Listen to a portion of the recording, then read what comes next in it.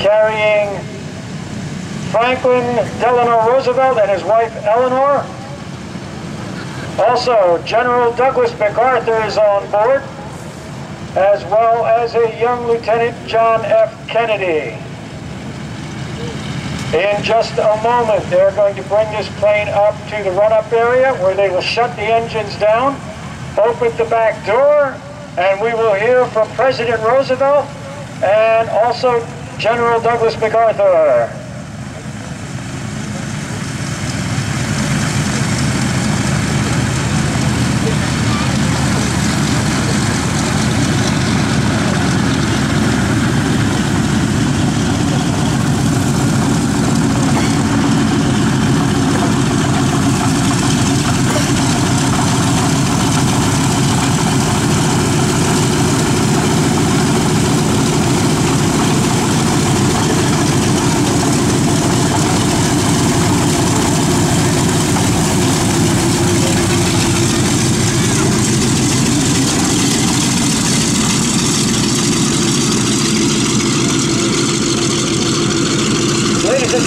I just got word Admiral Halsey is also on board the presidential airplane as well.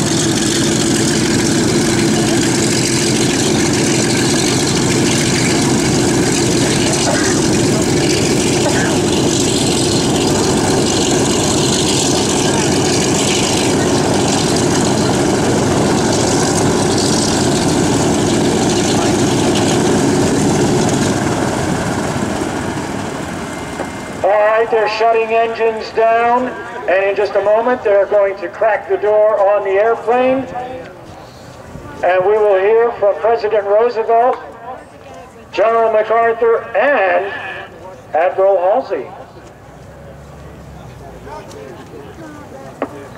I almost forgot John F. Kennedy. He's here as well, hero of the Pacific War.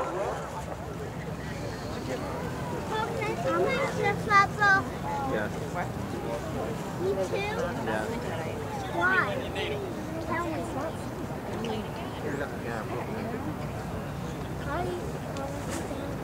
Alright. Here, Pop. Just hold on to it. Why? Yeah. You want me to hold it? Alright, then you hold it.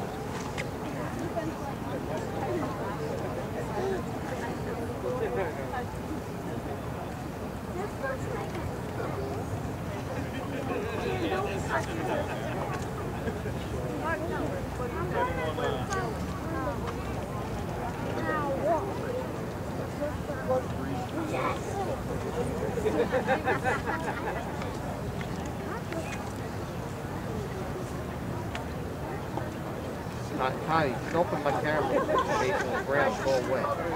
Okay?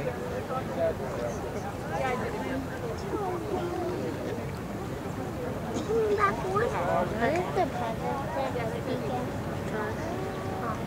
They're not real. Guys, you guys stand right here? Huh? Stay right here and stand. I already took a picture of that. I don't know. I told them to meet us up here. It's got to be different.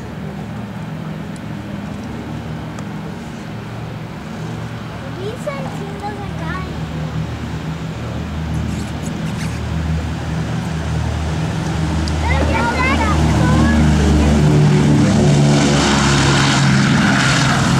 Ladies and gentlemen, the security detachment for the president is rolling up into place, and as soon as they are in position, what we're going to do is we will crack the door then, but in the meantime, it is very important to maintain the security of President Roosevelt.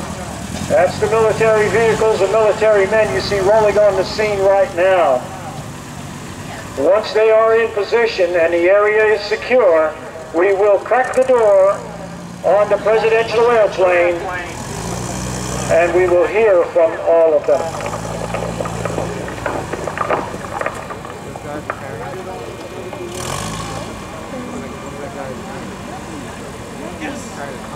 Please call it. Speak to it. That guy's a striker. Oh, you know what they are? Yeah, that guy's a striker. One guy's a Thompson machine gun. Is that right? Yeah. I keep carrying me. I'm trying to take a picture. is all wiggly.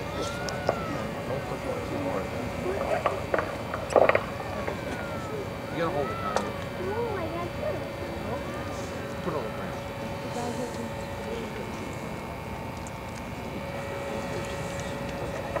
I'll go with the plane.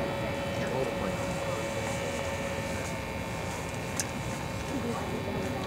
All right, everybody. Our area is secure. They're rolling up the air stairs to the airplane, and in just a moment, we will open the door, and you will hear the state of the Pacific War and how things are going.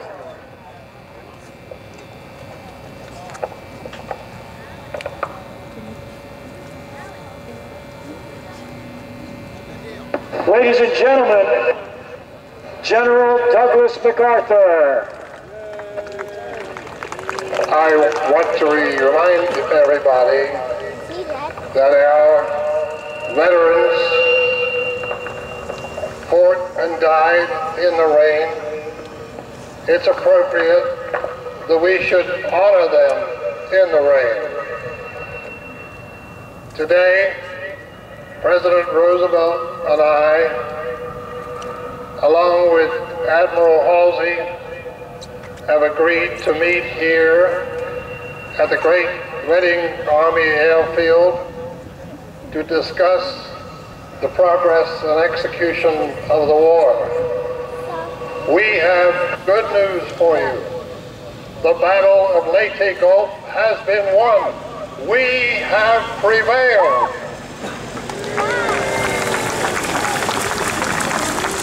Our Navy and Naval Air Forces have sunk 4 Japanese aircraft carriers, 3 battleships, 10 cruisers, 9 destroyers, and hundreds of their aircraft. Now I want to remind everybody in the armed forces that this defeated enemy is now a desperate enemy, and we must be ready at all times. I want to thank and remind all those on the home front to keep those planes coming, guns and ammunition and tanks, so we can finish the war and bring home our boys. And now, ladies and gentlemen, I'd like to introduce Admiral Halsey, who has brought a young lieutenant with him, a PT boat commander, who I believe has become a hero. Admiral, would you introduce Mr. Kennedy? Lieutenant Kennedy, will you tell us how you became a hero in the South Pacific? Well, actually it was inadvertent. They sank my boat. Well, we'll have to get you a new one. I appreciate it. Thank you, gentlemen. And now, ladies and gentlemen, it's my great honor to present the United States President Franklin Delano Roosevelt. Put them back in a bag.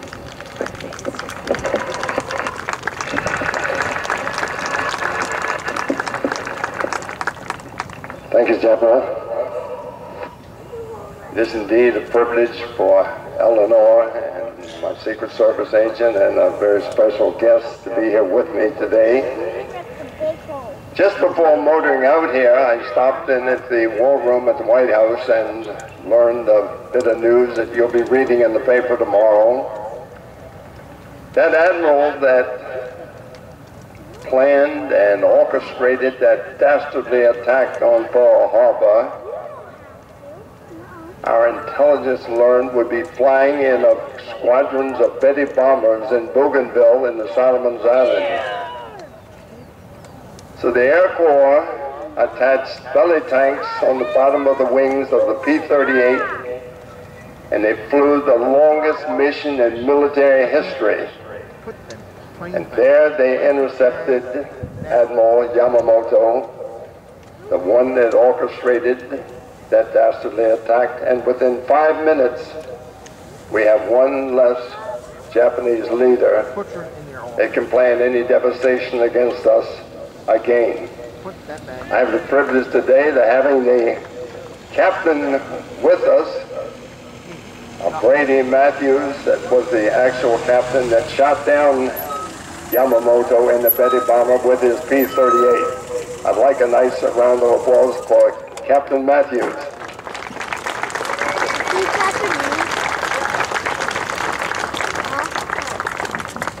You see, they started it, and we're going to finish it. God bless you and Godspeed. Thank you.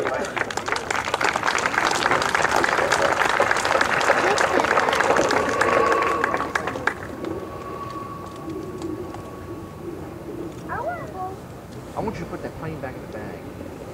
Okay. You don't listen.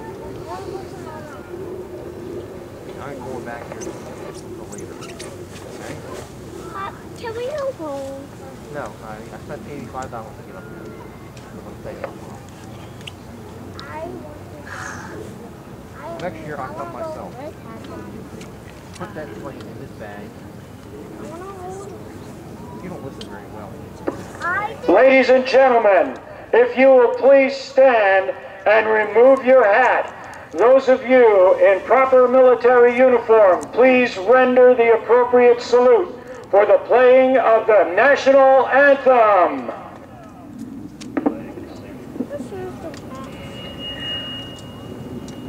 Oh, say, can you see by the dawn's early light what so proudly we hailed at the twilight's last gleaming, whose broad stripes and bright stars through the perilous fight o'er the ramparts we watched were so gay.